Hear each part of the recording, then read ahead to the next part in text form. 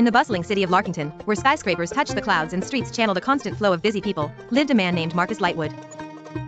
Marcus had always been a reflective soul, a man who enjoyed the quieter pursuits of life. Amidst the chaos of his surroundings, Marcus found solace in the simple act of counting his blessings every night, a habit his grandmother instilled in him from a young age. Every evening before bed, Marcus would sit by his window overlooking the vibrant city, his journal in hand. He would jot down the small pleasures of the day, the smile of a stranger, the fragrance of blooming flowers in the park, a heartfelt conversation with a friend. This practice of gratitude illuminated the beauty around him.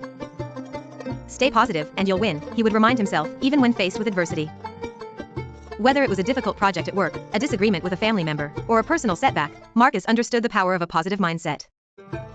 Through reflection, Marcus gained wisdom and perspective, quietly observing the world and learning from it. Yet he never shunned the wisdom brought by experiences, however bitter they may be. He embraced growth, even when accompanied by solitude, realizing that loneliness was often the price paid for personal development. Sometimes, Marcus was guilty of overthinking, a trait he knew could twist reality and magnify insignificant worries. He learned to remind himself that many worries were not worth remembering in the long run. By asking the simple question of whether a current irritation would matter in 10 years, Marcus found many concerns shrinking in importance. Marcus was a proponent of self-care, valuing his body and mind as vessels to be nurtured and respected. He often preached this to his closest friends, emphasizing the body's resilience yet recognizing its dependence on one's lifestyle choices. Although honest to a fault, Marcus was wise enough to recognize that truth often hides in actions rather than words.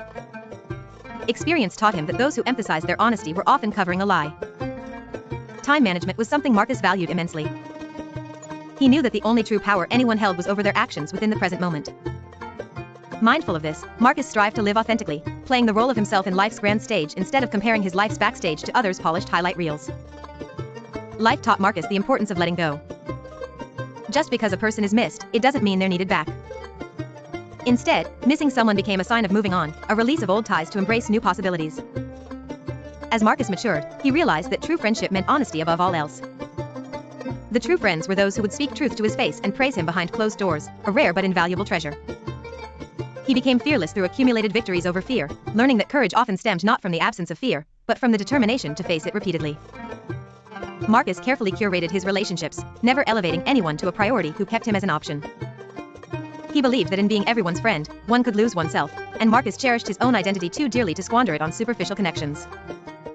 In seeking love, Marcus learned the pitfalls of choosing partners based solely on appearance. A life shared was more about shared values rather than mere attraction, affecting generations beyond his own. Everywhere he turned, Marcus encountered exchanges, sacrifices, reminding him that life was a balance of give and take.